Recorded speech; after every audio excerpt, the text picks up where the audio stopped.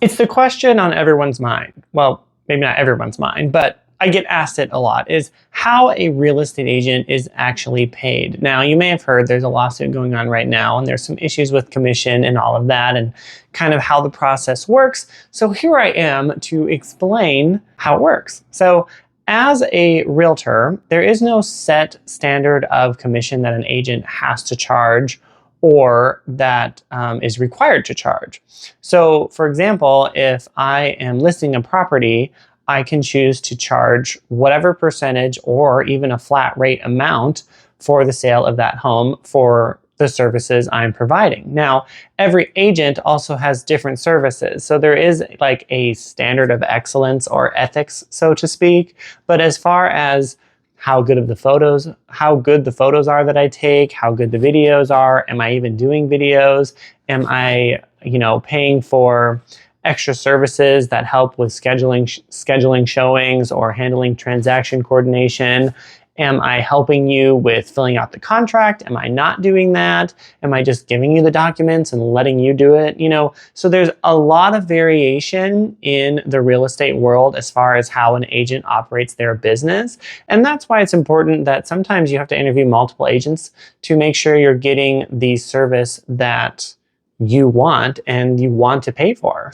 That's where there's a lot of confusion in the real estate industry because every agent can operate however they want. So that's where one person has an experience with an agent and then they immediately assume that all agents are exactly like that and they all operate exactly the same way.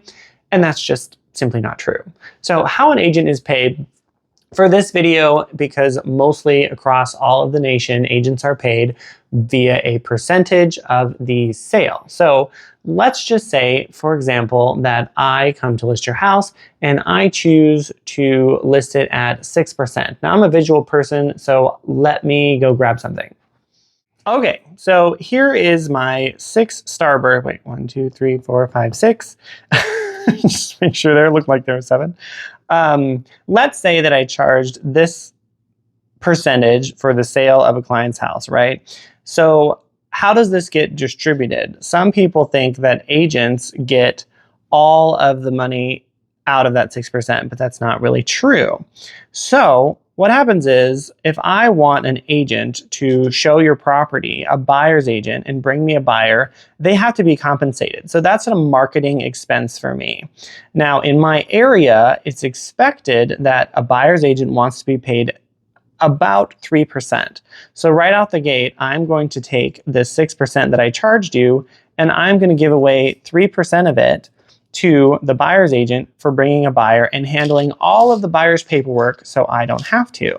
So now we're left with 3%, right? What happens to this 3%? Well, I'm probably going to use 1% of it for marketing, photos, videos, maybe running ads on social media, whatever the marketing may be. And that's where that goes. So we have 2% left, right? What do we do with this 2%? Well, every real estate agent has to have a brokerage, right? So every realtor is under the umbrella of a brokerage company. So a Keller Williams, Coldwell Banker, EXP, whatever it is, and they have to pay a split. So in this case, I'm just going to say it's 50%.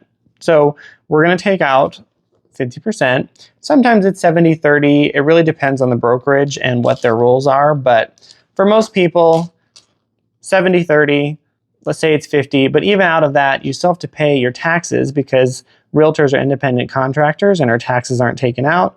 So that's probably going to be about 50 anyway. In addition to those taxes though, and the split, agents also need to pay for errors and omissions insurance, their website fees, their website domain fees. There's also real estate commission fees for the real estate commission that realtors are a part of. There's key fees to be able to use the systems that make all the lock boxes work. There's this fee for access to the MLS to be able to list the property on the MLS. So at the end of the day, it's really going to be about 50% regardless of whatever the split is. So we're left with 1%. Now I still have to pay bills and living expenses, all of that. So I can't really tear this, but it's not going to happen. But I would say at the end of the day, after I've paid all of my expenses and my own bills for my personal life, I'm probably left with about half of this. So just imagine it's in half. So At the end of the day, a realtor, while it seems like a lot of money up front, know that a realtor isn't actually keeping all of that money. Get my camera resituated.